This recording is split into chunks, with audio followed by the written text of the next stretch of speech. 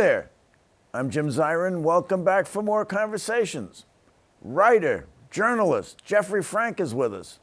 Jeffrey has written a marvelous biography of our 33rd president, entitled The Trials of Harry S. Truman. Eleanor Roosevelt said of Truman, with every decision he grew until, to the entire world, he was a towering figure. The nearly 8 years of Truman's presidency were momentous. For better or worse, we live out his legacy today. I'm pleased to welcome Jeffrey Frank to the program. Well, Jeffrey, congratulations on your book. It was really a terrific read. And I wondered first, what brought you to write it? There have been other biographies of Truman. There was Donovan's biography in 1977, and then you had McCullough's biography in 1992, and McCullough is the gold standard of biographers, people say. What did you think you could add to the mix? Well, I think you just said it. I mean, Donovan's book was quite wonderful. Donovan, as you know, was a reporter for the Herald Tribune, the much late lamented Herald Tribune. And he was there. He was a witness to that time. But it's very much limited by what a journalist could see. David McCullough's book was a cradle to grave biography, and no one's ever going to do that again. I certainly didn't attempt to do it. Mine is sort of more a biography of a presidency. But David McCullough's book is 30 years old. There's a lot to be learned from that since that time. Well, McCullough was responsible for largely resurrecting Truman's reputation, because when he left office, his approval ratings were undoubtedly low. And there was the mess in Washington. People thought that he'd lost China. There were all sorts of adverse judgments about his presidency. And then McCullough said, oh no, he was terrific. So what do you see as Truman's signal accomplishments? Yeah, I mean, I'll give David McCullough credit for sort of cementing this sort of positive view. It was even as Truman was leaving office, people were saying, listen, he's actually done a lot. People were already celebrating the Marshall Plan and other things. But yes, Truman gave us 70 years of stability in many ways. I mean, I think I'm not going to say he conceived of the Marshall Plan. He didn't conceive of NATO, but he listened to his advisors, and these things happened. And it meant a lot. It gave a lot of stability to the world, to not only to the Western world but to the Eastern world. There was really no serious war, and certainly most of all, there was no nuclear war. Well, the subtitle of your book is The Extraordinary Presidency of an Ordinary Man. Why don't we tackle first, in what respect was Truman ordinary? He was very much, I use the phrase in the sense of someone who simply, who was very much a middle American. He grew up on a farm. He never graduated from college. He worked hard. He was a family man. He was something very unusual. He was devoted to his wife forever and ever, and he was an honorable, honest man. And he was something very ordinary in the sense that we've actually forgotten what ordinary means in modern America. But he kept his word, and that was an ordinary thing in those days too. The man from Missouri. Now, what about his principal characteristics? Did they resemble Missouri? Was he a Missouri mule, a stubborn man? I don't know. Those are all things. I think he certainly was a stubborn man, and but I think people from other states are stubborn too. He was a full-fledged American, and he said that himself. He was the real thing, and I think we sort of know it when we see it. Well, one reporter said he came to the presidency with no usable background. You quote this in the book. Or usable information. What did he bring to the table? I'm sorry, that's actually true. Roy Roberts, who was an editor of the Kansas City Star, he's a man who came to the presidency having for 10 years looked at the backside of a horse when he had lived on this thing. What he brought to the presidency was actually a kind of toughness. One of the things that I learned about Truman when I was out in Missouri was to a wonderful guy who worked for the Department of the Interior, took me into his boyhood home in Grandview, which was closed off to the public. And I sort of going through that house and climbing the back stairs and seeing where he had lived for 10 years. He shared a room with his brother Vivian. They shared a bedpan. And they would come down. In the summer, it must have been unbearably hot. In the winter, there was one stove downstairs. And this was, by the way, a fairly prosperous farm. And this made him tough. The other thing that he brought to the presidency was something that he hadn't planned on, and that was leadership. He had served in World War I, and he hadn't expected to be. His eyes were bad. But he got into the army. He was in the National Guard, and he was shipped off to France. And here's this Baptist from Missouri winning the allegiance of Catholics, Irish Catholics from all over Missouri, and he became a leader, and that stayed with him when he realized he could actually do this sort of thing, and that was really important to Truman. Well, I think it's fair to say that he was an undistinguished senator, and yet Roosevelt chose him to be his running mate in 1944, and in Roosevelt's last election. And it was from Roosevelt's death, of course, that he ascended to the presidency. What impelled Roosevelt to choose him? Well, I wouldn't call him undistinguished, by the way. He had a very undistinguished first term as senator. In his second term, which began in 1940, he actually took charge of what became known as the Truman Committee, which was looking at, basically, to use the modern phrase, waste, fraud, and abuse in the defense industry. This began before the war started, and he found a lot of it. He was on the cover of Time for this, and he was recognized as someone he was scrupulous. He was a detail man. He was a detail man when he was basically a commissioner in Missouri looking after road construction.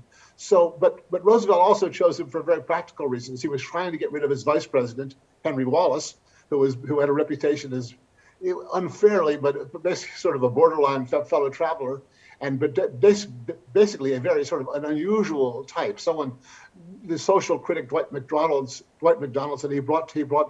his belief system was a mixture of Protestantism, Buddhism, Zoroastrianism, and several other things, and he was a very sort of odd guy. And then the other candidate was a guy named James Francis Burns, to whom Roosevelt had actually promised the vice presidency, and then Roosevelt lied to him. He realized that James Francis Burns, Jimmy Burns, had certain flaws, among others that he was a segregationist. So and so he would have lost the black vote, and he had opposed the anti-lynching bill, the NAACP. The Walter White hated him anyway. So he was not going to be a good choice, even though Roosevelt never was really straight with him. So Truman was a great compromise choice. He was a border state senator.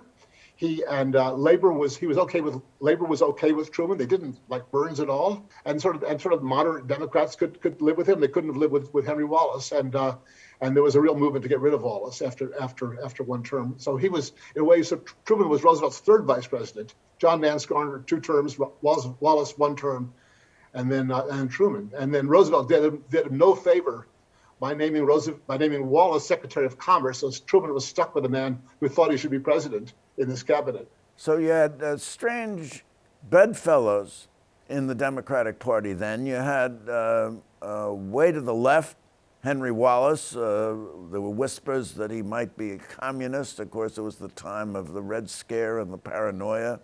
And on the right, you had a basically racist, possibly segregationist, Jimmy Burns, very ambitious, wanted to be president. And so Roosevelt made his choice right down the middle. Yeah, and actually Jimmy Burns wasn't even the extreme. Strom Thurmond, the governor of South Carolina, was sort of to the right of the Democratic Party, and as you know, he broke away from the party in 1948. But it was a very mixed bag. And of course these people all became Republicans. I mean, this wing of the party left, and they never came back. Let's talk about Truman's accomplishments. You referred to the Marshall Plan, and actually, when you look at his accomplishments, the issues he confronted are very much the issues we're confronting today in the Biden administration and the world at large. But you mentioned the Marshall Plan, It was about $13.3 billion in grants and loans. This year marks the 75th anniversary of Marshall's speech at Harvard, where he talked about aid to the European economy, because he thought that without economic strength, there would be no political strength, and they couldn't actually stand up against the Russians. So the rivalries among the European powers and Russia were there even under the Soviet Stalinism. So we have the Marshall Plan with great success. It raised, in 4 years, raised the European economies on some 32%. Was it Truman's view, or did he come to the view that it was the obligation of the United States to raise the economic strength of the world? And how do you compare it with the issues that confront us today in trade? Actually, one of the things I learned that really found interesting was that Truman wasn't actively pushing for the so-called Marshall Plan, but he didn't even know when Marshall gave his speech at Harvard, he hadn't even shown Truman a copy of it. He actually apologized to him. I found a memo in which he said, "I'm sorry." And Truman said, Truman, who loved Marshall, thought he was the greatest Roman of them all. So don't worry about it. And Truman was the expense of the Marshall Plan worried Truman, but he quickly began to see the value of it. And yes, it was maybe the most, I would say it was the most important thing that happened during Truman's first term. There's nothing like it. And we've always, I think we asked the question, what would a country with unlimited power and unlimited wealth do? And the United States answered that with a wonderfully generous and pragmatic, I mean, it was useful to us too, policy, and that was the Marshall Plan. Now, there was bipartisan support for the Marshall Plan, wasn't there? Eventually, Dewey and even Taft and Herbert Hoover all endorsed the Marshall Plan. It was interesting. Even Congressman Richard Nixon took a tour with the House committee led by Christian Herter, and he was completely knocked out. I mean, knocked out in the worst way by seeing how much suffering was going on in Europe. But he became a big supporter of the Marshall Plan. The most important person was probably Senator Vandenberg of Michigan. He was the chairman of the. Well, in 1946, when the Democrats lost Congress, he became the chairman of the Foreign Relations Committee, and he was very important. And he'd been an isolationist and became a huge internationalist. And yeah, it was real bipartisan he famously said that politics ends at the water's edge. Yeah, and so he supported Truman in a bipartisan foreign policy, and which emerged then for the first time, and that basically continues. To this day, there's bipartisan support for Ukraine and our policies with Ukraine. So yeah, a little more wobbly than it used to be, and we had a period where our president seemed to be maybe a little bit too cozy with the Russian leader, but he's gone now. But no, I mean, but that policy is wobbly but still intact. I like to think it is anyway. Now, one vocal opponent of the Marshall Plan was the Soviet Union. Molotov walked out of the conference to which they were invited in 1947. Yeah, I mean, the Soviet Union looked at what was the so-called Truman Doctrine, was even that, and the Marshall Plan. And the funny thing, or it's not so funny, they were actually thought of inviting Soviet Union to be part of it, to send aid to Russia. And to the great relief of General Marshall and others, the Russians said no. But we would have helped. We would have done it if the Russians said, "Sure, we're in." We would have sent them. They would have been part of it. You mentioned the Truman Doctrine. That was Greece and Turkey, and it was the United States' willingness to use military force, really, to keep communism, Soviet communism, and the Russians out of other countries. Actually, it didn't go that far. Yeah, that was the fear. People like Senator Taft said, "Does this mean military force?" And Dean Acheson, the Secretary of State, said, or actually he was the Undersecretary of State then, said, "No, we're not. We're talking about sort of giving them aid because the United Kingdom, England, had backed out of supporting Greece and Turkey." And so, no, we were not going to be sending military aid, or we declared. And in fact, this was not universally applauded. I mean, some people thought this was going to. People like George Kennan worried that this was going to open the door to he saw the future, all kinds of involvement in other people's wars, other people's problems, and an increasingly large commitment by the United States. And Admiral William Leahy, who was Truman's chief of staff, was actually far more worried about China. This was 2 years before Mao Zedong had won, but he said but he could see what might happen. He said having a Soviet-style state in China, it was of far more concern to us than what might happen in Greece or Turkey. Now, the Democrats lost the midterm elections. Yeah. It's projected that the Democrats might lose the midterm elections this year.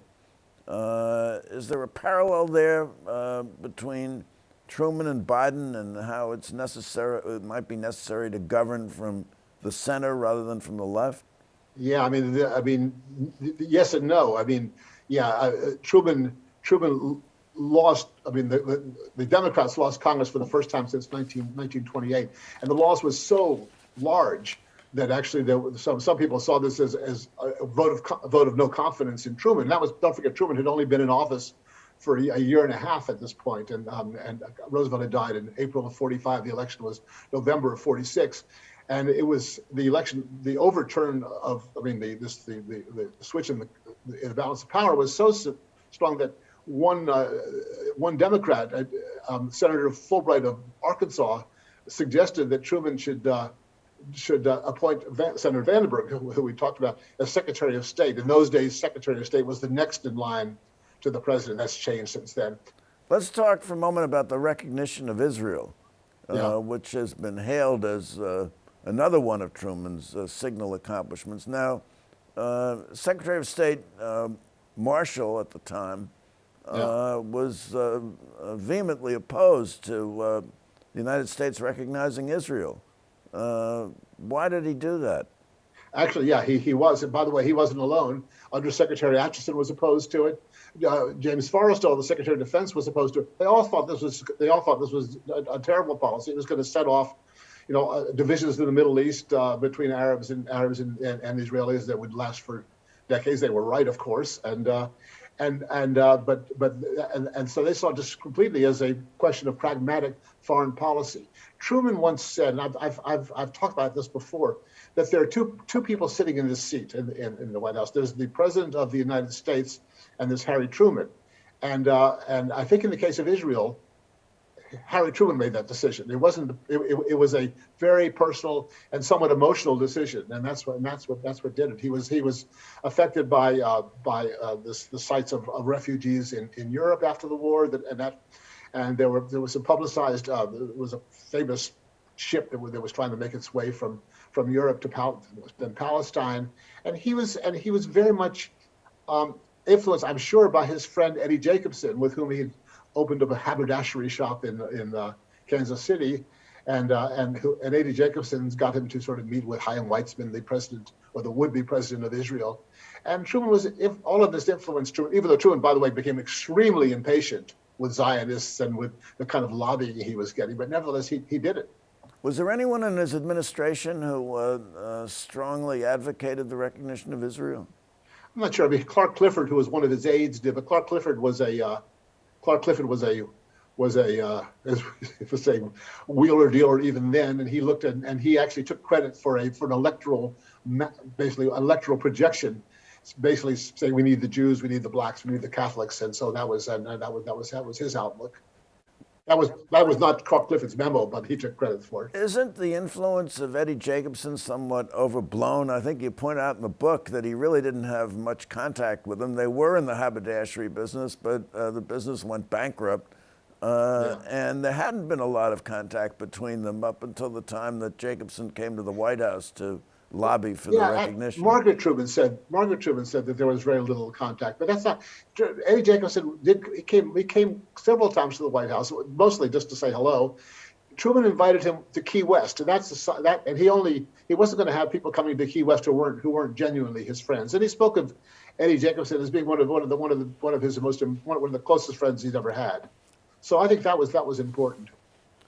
Now, another event which occurred during the presidency was the firing of General Douglas MacArthur. Maybe you can talk a little about that.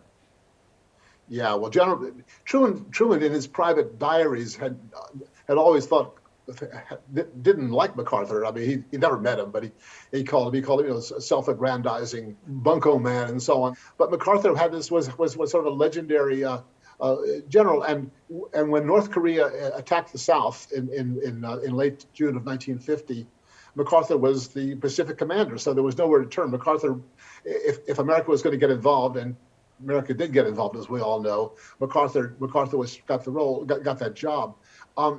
That war was a disaster in my view. It could have ended very quickly. MacArthur had one brilliant military move in September of 1950, the so-called the Incheon landing, and after the North Koreans had basically taken over the entire country, the war turned around after that landing. Then and the South, the UN forces led by MacArthur in the South, had basically turned the war around, and the war could have ended. And there were warnings to Truman, from indirect warnings from China: don't go any further, don't cross the 38th parallel, which had been established between North and South earlier. And MacArthur then thought, after Incheon, we could take over the whole country. The intention of the war was to push them back. The analogy, I realize the analogy is really the first Iraq War and the second Iraq War. The first Iraq War was to push the Iraqis out of Kuwait. The second Iraq War was to have a regime change. The Korean War should have been to push the North Koreans out of the South, to push them back over the 30th parallel, and that was done. But then it became a regime change, and then all hell broke loose. 37,000 Americans died, hundreds of thousands of Koreans died, maybe over 1 million Chinese died, and we obliterated village by village all of North Korea, which explains maybe why Kim Jong-il, their family, hates us so much, and why that has never stopped. Let's move on to another Mac, actually a Mac who supported MacArthur, Senator McCarthy. And what was Truman's relationship with Senator McCarthy? I think we should note that McCarthy said that MacArthur's dismissal in the dead, vast, and middle of the night was a symptom of national decline and a weakness in our leadership, explained by a conspiracy so immense and an infamy so black as to dwarf any such venture in the history of man. So there was a connection. Maybe you can talk a little bit about their relationship. But by the way, that speech was basically the infamy so black was an attack on General Marshall, and that was McCarthy. I quoted some of that in the book because it's I actually went back into the congressional record to find it, because it's quite insane. McCarthy and Truman really didn't have, in a way, McCarthy really didn't reach his apogee until Eisenhower. McCarthy made his famous, I have a list of communists in the State Department he made that in 1950, but he really didn't get going until the Eisenhower administration. Yeah, Truman despised him, and he was on the move, but his influence wasn't all that great during the Truman years. Truman could see that he was a dangerous man, and he definitely did say all those things. But he really reached his sort of peak of his danger in the Eisenhower years, and that also was when he was the Army McCarthy hearings. That was also the end of him. But Jeffrey, recently and even today, we're beset with a paranoia politics. And of course, that was the time of the Red Scare, and it's a notable event which you recount in the book, when General George Marshall, who all his life had been a political independent, was nominated for Secretary of State and appeared before the Senate Foreign Relations Committee. Senator Jenner, a far-right senator from Indiana, said to him, General, will you assure the people of America and assure this committee that you will not be dominated by Dean Acheson, who said he would not turn his back on Al Jahis? I mean, there's nonsense, and the nonsense persists. Okay, so I have a question for you, Jeffrey Frank. Reading McCullough's biography, reading the tea leaves, reading your brilliant book, one can conclude quite creditably that Truman was one of our greatest presidents. He may not have been strategic, but he made a lot of tactical decisions which proved to be right in the long run. Would you rank him? Would you rank him? My question is, would you rank him as one of our greatest presidents? Sure. I would say he was a very good president. I get very worried about these rankings because they change all the time. He was a good man and a very good, a very good president. But after we get past Lincoln and Washington and probably FDR, it's sort of hard. But yeah, Truman was real good. He was a good guy and a good president, and we were lucky to have had him. But there are others. I would say Eisenhower. We were really lucky to have had Eisenhower, and think how that ranking is going up and down. So sure, but I'm definitely pro-Truman. Pro-Truman, a good guy, and a good president. Jeffrey Frank, Sure. Thank you so much for coming by. Thank you for coming by. Tune in next week for more conversations. Please visit our website at conversationswithjimzirin.com. All the best, take care, and be well.